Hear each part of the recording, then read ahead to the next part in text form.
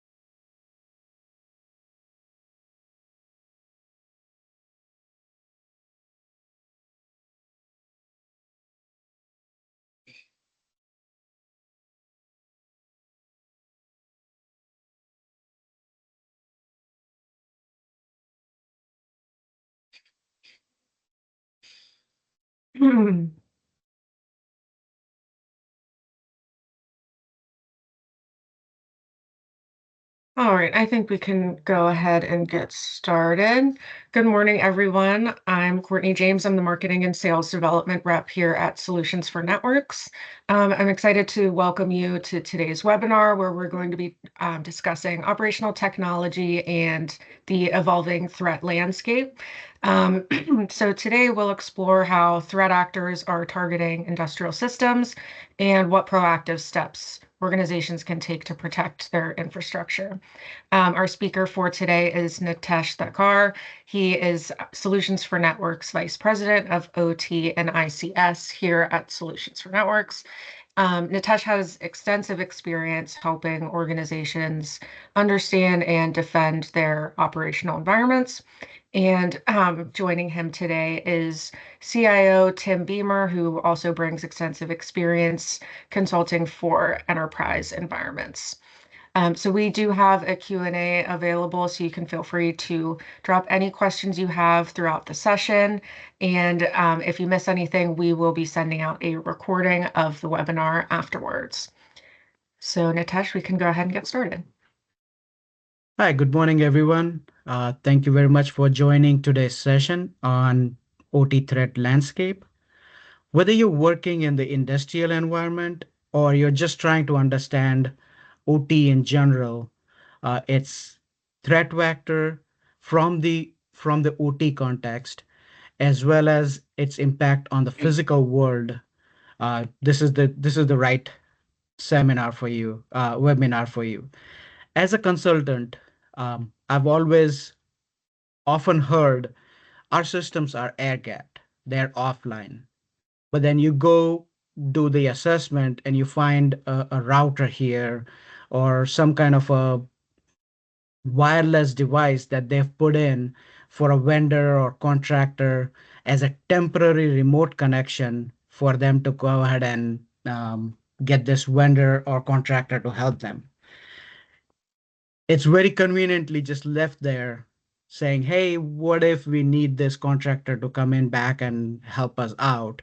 Or sometimes even forgotten about with the system still connected to it. Unlike what we see in movies, these are the small things, these overlooked things, these are the doors that hackers need to get in. They are not looking after like trying to go a whole lot of things to start hacking you. They just look for these small openings to get inside, and there you go. Once you are inside, then you don't have to worry about it. OT can no longer be isolated. That was the case before. That's not the case anymore. It has to be connected to enterprise networks, to the cloud, and even a good bit of cases to remote vendors or contractors for maintenance and troubleshooting. Yes, this increases efficiency.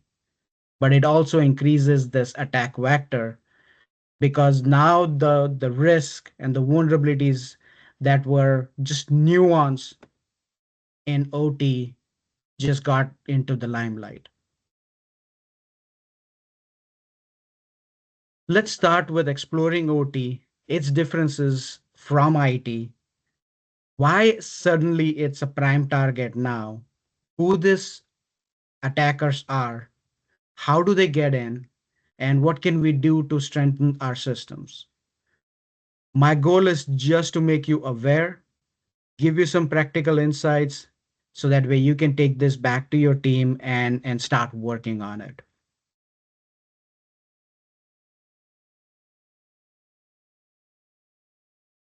First off, what's OT? OT is the operational technology. It's purpose-built hardware and software used to monitor or control physical asset. At first, the notion was OT is always manufacturing or critical environment. As a common person, what do I have to do with it? But now with combination of OT, IoT, Internet of Things, and IIoT, which is Industrial Internet of Things, it's all around us. You name it. Your smart buildings, your badge readers, your motorized curtains, point of sale devices, your phones, your smart car, and thanks to COVID, enterprise has expanded itself into our homes as well. You can now remotely connect up to your organization and do whatever you need to do, VPN in, and then you have the whole thing at your fingertips. Imagine you just went out and bought a smart fridge that sends you a message when you're running low on milk. To do this, it needs connectivity. It uses your home Wi-Fi, reaches to the internet, and then sends you a notification to your phone. This fridge is running on a firmware, like any other connected asset. What are the chances this fridge manufacturer is keeping that firmware updated with security patches and upgrades and everything every time this one a single vulnerability is discovered? Very slim chances. And now to bring another vector into it, they did the manufacturer did release the patch. What are the odds of you as a owner going and checking for those upgrades and installing them right away as soon as the upgrades come in? These are the kind of gaps that attackers count on: outdated, forgotten assets sitting on your network that you don't really think of. Now, if it's true as for as simple as a fridge at your house, what do you think when you think of critical infrastructure like power plants or assembly lines? They have a lot of smaller similar devices like webcam, printers, sensors, you name it. Before we go into the threats, now let's understand what's the difference between OT and IT. First off, their purpose is different. IT is data centric, supporting business side. OT directly controls your physical asset. It's um it exists in real world. It's doing real things. Whereas IT is in office space and data center. It's just collecting your data. IT prioritizes confidentiality. If IT sees that you're being hacked or something, they will shut the network down first before anything else can go wrong. Availability and integrity comes in second for IT. OT flips that over the head. Availability is the most critical. Even though they know they are being hacked, there's certain times where even though you know that you're being hacked, you're not going to shut the system down right away, because if you do shut that system down, chances are you're hurting or creating any more much more physical damage than a hacker would be doing. It can be dangerous. These OT system run 24 hours. They're very sensitive to unplanned downtime. Planned downtime, yes, you do get time to shut things down. Unplanned downtime, it comes in all of a sudden and you don't know what are the damages it's caused. All these systems are designed with safety, reliability, and continuity.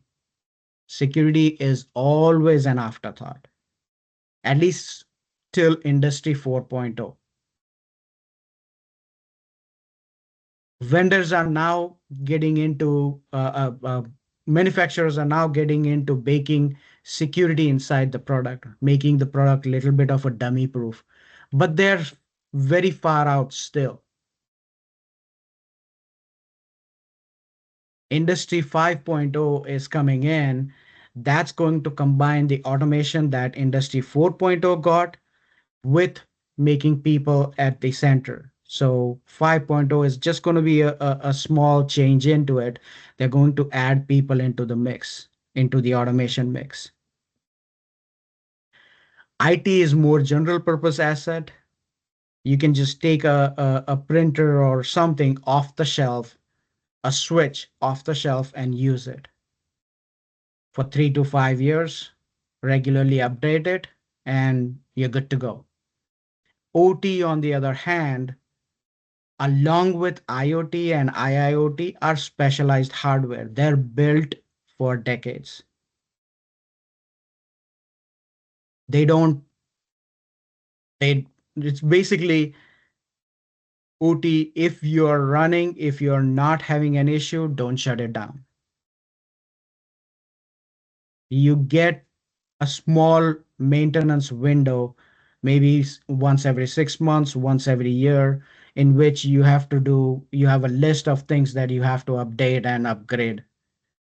So chances of your upgrade coming in for that particular controller coming in during that downtime is very limited. Good job, your upgrade made it to the list of downtime, but you have to make sure you test it you with all the other equipment that you have installed in your environment. So it's not that upgrade is not breaking something. When Rockwell or Siemens send out that upgrade, they are not testing it with, hey, what if this Rockwell device and there's a Siemens device connected to it?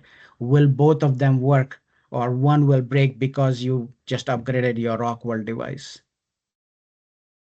So you have to test that in your environment. And even after you test it in your environment, after you put that upgrade in, you install that upgrade in under your production, you have to do a dry run to make sure nothing else broke, which you did not see during your development testing, and then you can start it. For IT, every vulnerability is similar, if not same. For OT, that's not the case. A controller or a sensor having a vulnerability is just going to be a nuisance in one place, but it might cost you millions in a critical system. So what I'm trying to say is nothing for OT, network or where is that device placed on the network has nothing to do with it. It depends on what function this asset is creating in the business. Because of these defenses, traditional IT tools as is off the shelf cannot be applied to OT. That's the major issue that we run into. Why can't we do it? You'll say OT has existed for decades, 300 years. Why is it a major target now? Traditionally, these systems were air gapped. They were isolated. If you talk to somebody who's running a mill that's 50, 60 years old, they will still tell you, no, no, no, I'm not connecting to the IT side. I'm just keeping my things separate by myself. But that's not what we are doing right now. We are all into Industry 4.0 with automation and robotics and assembly line and all that stuff. Because of this major push to connect up to OT, connect it up to the IT to increase efficiency and visibility, you're increasing your attack surface. All those vulnerabilities that were in the OT, because you're still running Windows XP, you're still running DOS. I've seen people run PLC 1 and PLC 2 um, in their plants still. And they have been obsoleted since 1990s. They're still in existence now because it's running. Don't touch it. And it's running a critical system. And that system hasn't been upgraded. So you can't upgrade your PLC because otherwise it's going to break things. Bring into mix IoT. IoT was the name coined in 1999. 2008, IoT devices existed number of humans on the earth. And by end of this year, we will have 30 billion IoT devices connected. But you don't know that 98% of them are running unencrypted, meaning sending data as you can see. 57% of them have some kind of a vulnerability. Exploitable, possibly not, but given at it, a hacker can easily exploit them.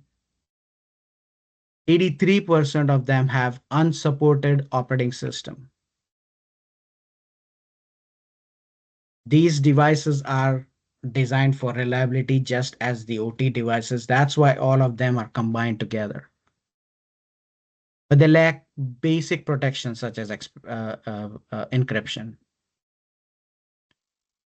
That's why it's not a surprise that ransomware groups or nationwide actors or just newbies are targeting them. Those are the soft targets or low hanging fruits, if you will. IT, you build a big wall around it. Why would I want to go through the main door when I can easily go from the side door and create big real world consequences? This year itself, Chinese hackers have attacked telecom and energy sectors in Europe. Russian-led groups are attacking European utilities. When you all of you guys have done checks on how to go ahead and find out if this is a phishing email or not. Your organizations might be sending you these phishing emails with, word changed up or spelling mistakes created. Because of generative AI, now you don't have those spelling mistakes. They do all the reconnaissance and they make sure that the email that you get says, "Hey Nitesh, what's up? This," making it much more harder to figure out if this is really a phishing email or somebody who you really know has sent this email out.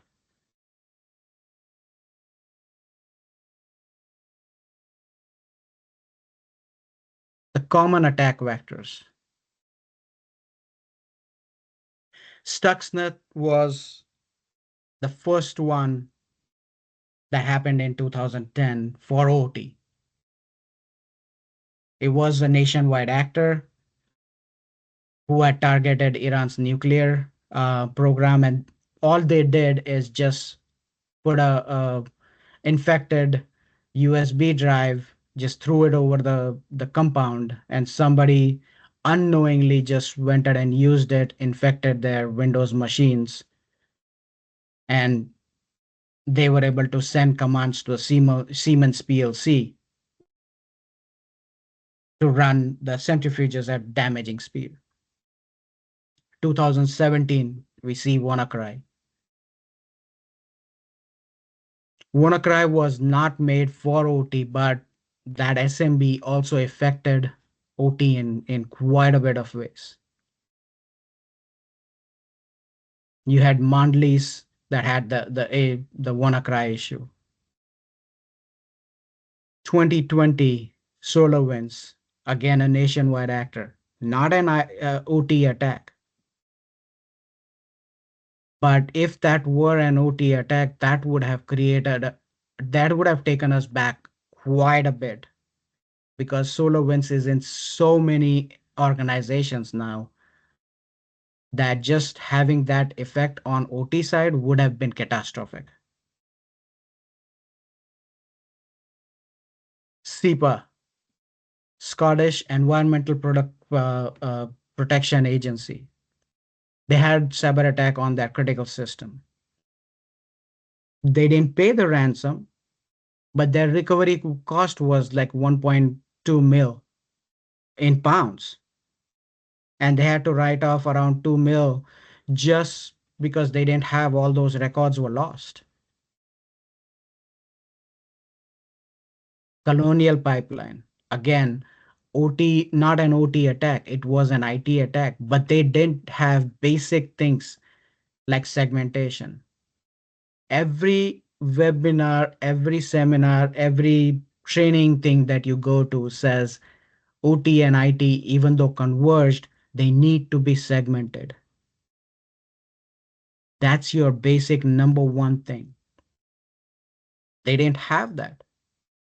So they had to proactively shut the OT systems down and pay the ransom.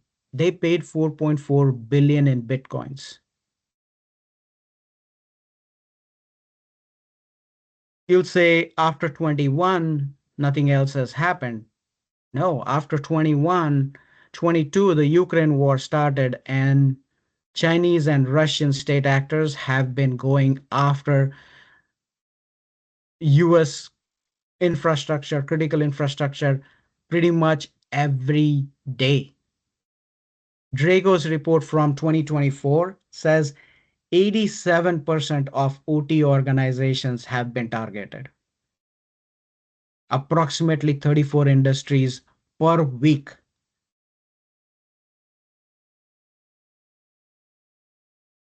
And you might not know this, but one in every four industry that falls prey to these attacks has to shut down within 2 years. They don't see it. After 2 years, they're gone.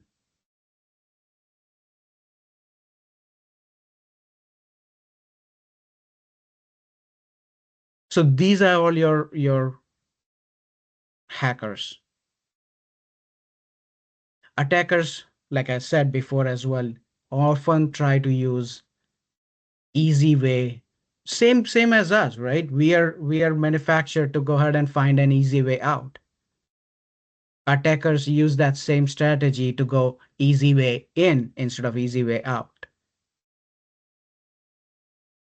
And the OT environment gives them multiple easy access doors. Most common one is um, social engineering. Just trick the employee into clicking a malicious link. Even today, credentials at control layer are same. They're being shared. That's how the SEPA attack came into existence. They had the same shared accounts, and as soon as they got in, It was the playground for them. OT relies on remote access for maintenance and troubleshooting with manufacturers, with third party vendors. Yes, you're using RDP or VPN, but they're not secure either. You don't know who's behind the screen on the other side. What if that third party vendor has one account and 10 different people are using it? Now that third party is allowing their people to connect up remotely. Same thing. Your house network just got attacked. You had connected your thing to the VPN. There are checks and balances, yes, in place. But if once these checks and balances are um, compromised, and then they just sit to see where do you get connected to. Once you get in, then you have direct access. I go through many small SMBs or even middle industries, and they'll be like, "Oh, yeah, I'm too small to be hacked. I don't have time." But they're not. Maybe 50% of time they're after you. The attackers are after you, but 50% of time they're not after you. They're relying that you as an integrator or you as a third party vendor is somehow going to get connected to one of the bigger fishes that they want to go after.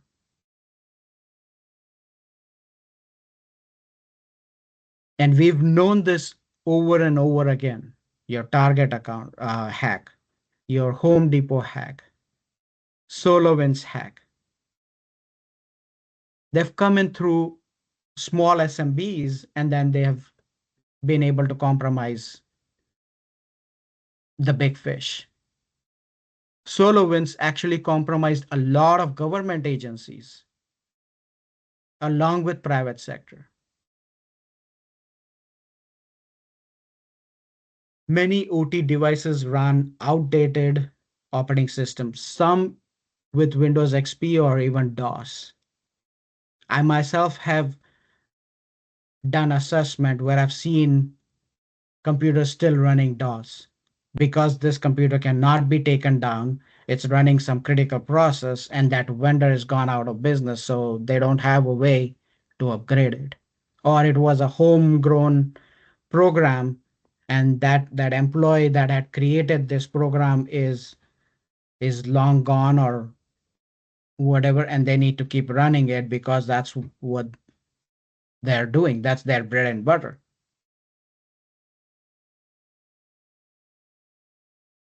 You scan on the internet and you'll find many exploits for these older operating system.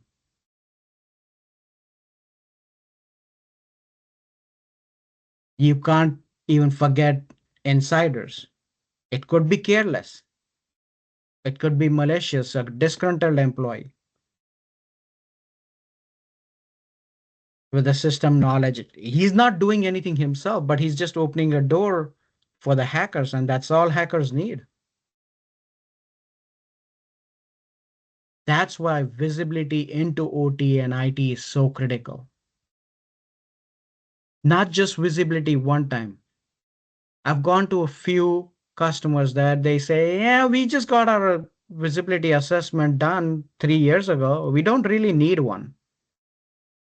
No, you need one every 6 months because you don't know what other assets have come into your network after you did that assessment. That visibility assessment is just a, a snapshot of a point in time when you did it. You'll say, I have monitoring tools. Yes, you do. It's okay for you to have monitoring tools, but with the monitoring tools, you get a lot of alerts Good bit are positive, but there are tons of them that are false positive. Is your analyst that's looking after these alerts, is he making sure for each one of them that this is a false positive or this is okay? Once you start getting those alerts and they're coming in day out, what do you do? Oh, it's okay. And that's what happened. That's nothing wrong with it. It's human tendency. So that's the reason why you need to have your risk assessment, your visibility assessments periodically.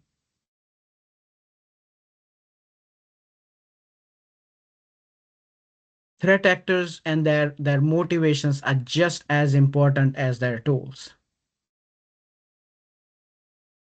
Like nationwide actors, they're well funded, highly skilled, and they want to create some kind of a disruption,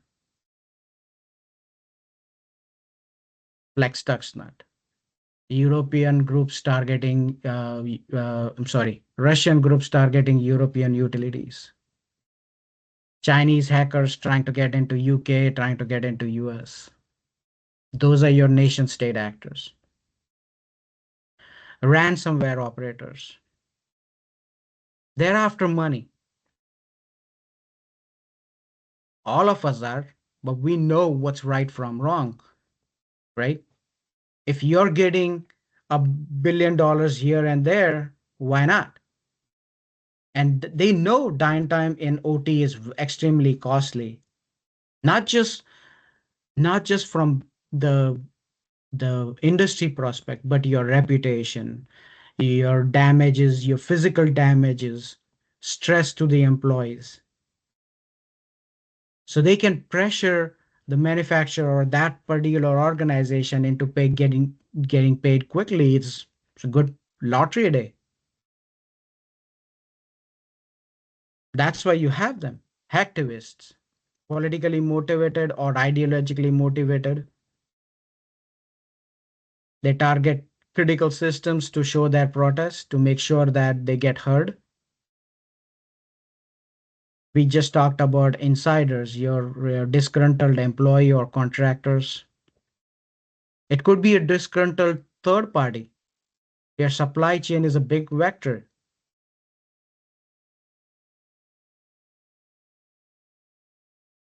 You yourself are you have a fort built for yourself. What about your supply chain? How fortified are your suppliers? Newbies and opportunities attackers. Thousands of OT devices are on the internet.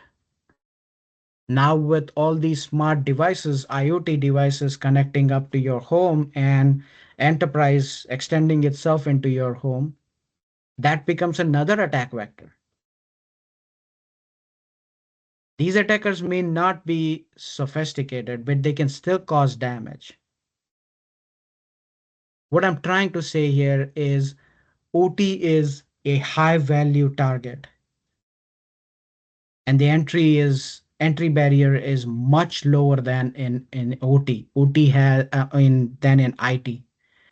IT has gone through the pains and they have now fortified themselves. That's the reason why OT is the target now. What are the network issues that we see even today? Flat networks, very little to no segmentation. Legacy systems, it's not going away, at least not anytime soon. Dependence on third party is not going to go away.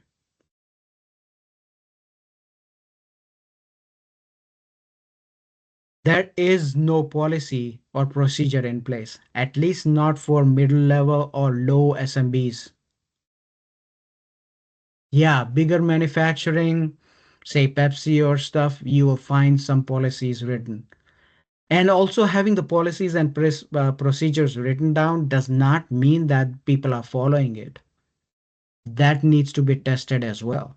Like how easy are these policies for you to follow?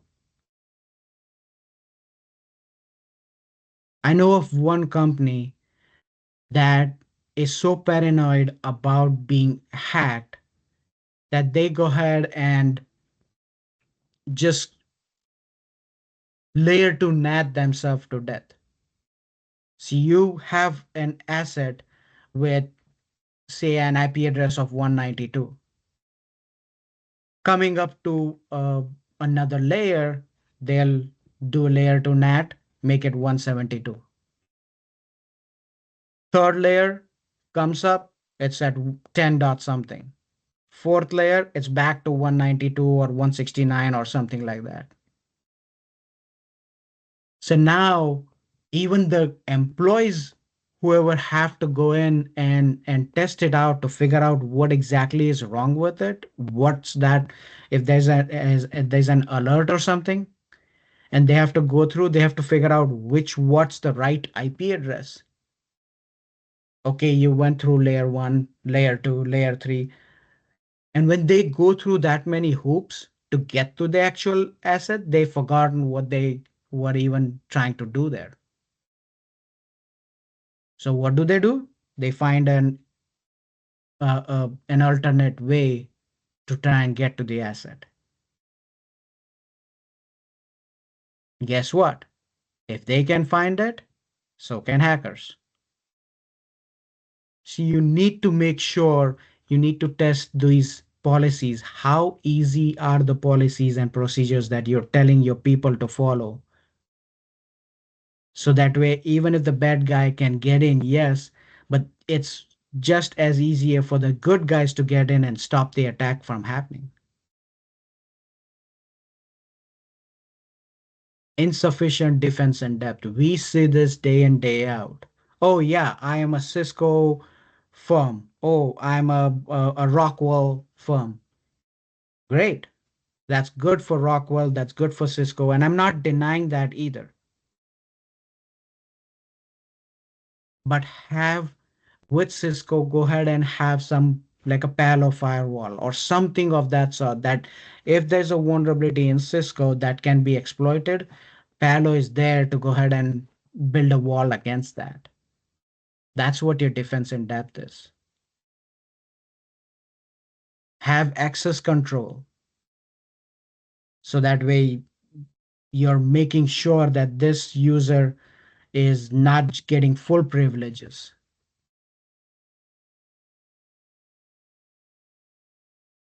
Visibility and compliance gap. We see a lot of places where we go ahead and say, yeah, this is mandatory by NIST, or this is a recommendation by NIST, or this is a NIST requirement. Then looking at is as another step back or another requirement. But it's not that. They're making their compliance pieces are in place so that way you can make sure you're not being hacked. Those compliance requirements are not in place to make your life harder.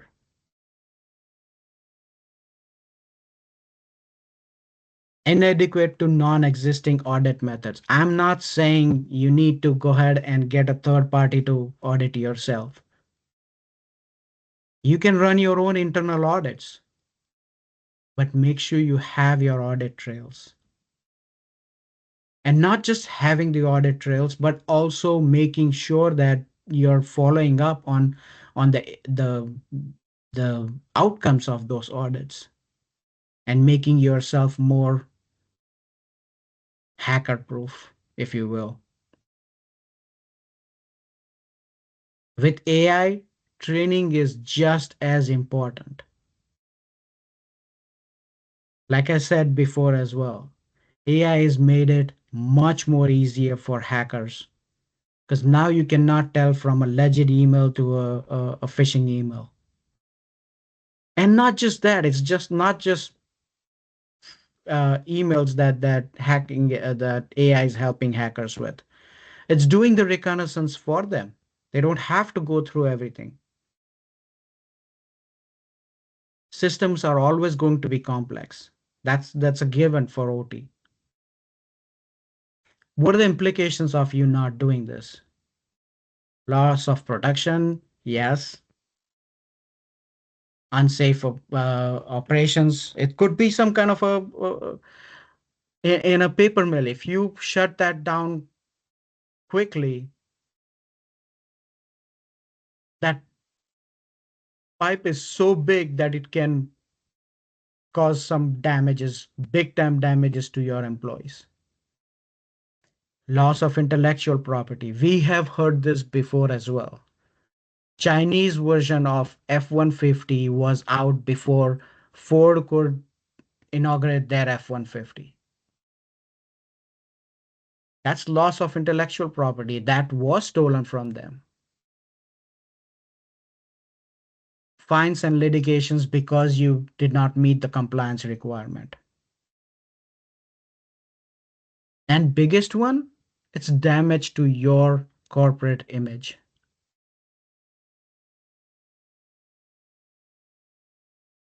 We've talked about all the issues. Now, what to do? How do you solve it? Any security approach should start with the C-suite buying in. If you talk to an OT person, I've talked to my team as well. Like for OT, you don't go after the C-suite. You go after um, plant manager, or you go after to get those. That should not be the case. Yes, plant manager is a very big deal in it, but the plant manager should be put in place with the C-suite. They should all have a meeting to get that. Okay, what are we going to do? How are we going to do it?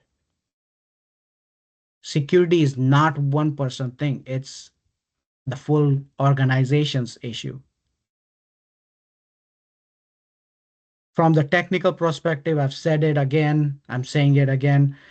Visibility assessment or risk assessment, it has to be periodic. It's not a choice anymore, it's a fundamental requirement. OT is using legacy protocol, open legacy protocol, and will be using it for near seen future. You're not going to be able to get away from that. So let's build a wall around it. Let's not try to stop it. Let's build a wall around it. And you'll know that when you do a risk assessment and create your management strategy. Establish your policies. Again, establish your policies and make sure you're doing audits to see if these policies are now relevant after 6 months. Make sure you're going into zero trust. Do access control, do network segmentation. You don't have to do network segmentation all at once. And you're not going to, for OT, you're not going to be able to do it. Take it in one chunk of a piece at a time. Put an IDMZ in the middle first. Do your OT-IT segmentation, put an IDMZ in the middle. So at least you have that layer of security, then start with the OT piece.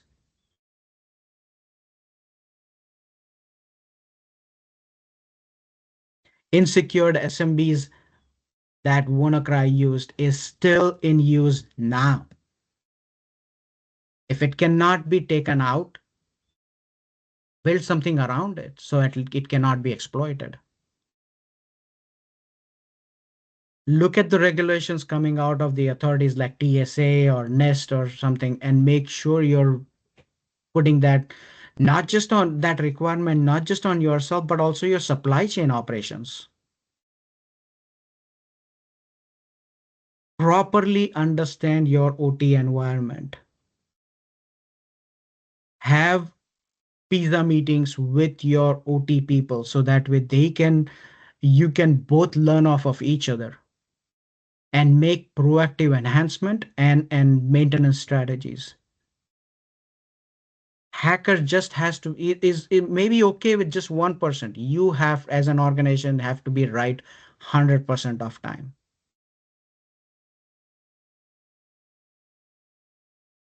For proper security trainings, and make sure you have, it's not will you get hacked, it's when you get hacked. So make sure you have your incident response plan, your continuity, business continuity plan, disaster recovery plans in place, and make sure it's being tested, at least tabletop exercises every 6 months or every year at best. So that way you're not getting out of it. Key takeaways: OT systems are critical as well as vulnerable. And actors, state actors or hackers are getting much more sophisticated as the time goes and will get more and more sophisticated. You will have issues with OT being shut down right away. So make sure you build your wall or your fort in a way that it's not the case. Awareness and visibility, you need to have those. For our next step, I'm going to go ahead and hand it back over to Courtney. All right, thank you, Nitesh, for presenting. It doesn't look like we have any questions. So if you are interested in speaking with our team more about this, you can go ahead and send us an email or call us at 855-626-9746. I also have a QR code here on the screen that leads to our website if you'd like some more information. And we are giving away a $100 Amazon gift card to one of our attendees. So I'm going to go ahead and share my screen and we can go ahead and raffle that. Can you see my screen, Nitesh? Okay. Yep.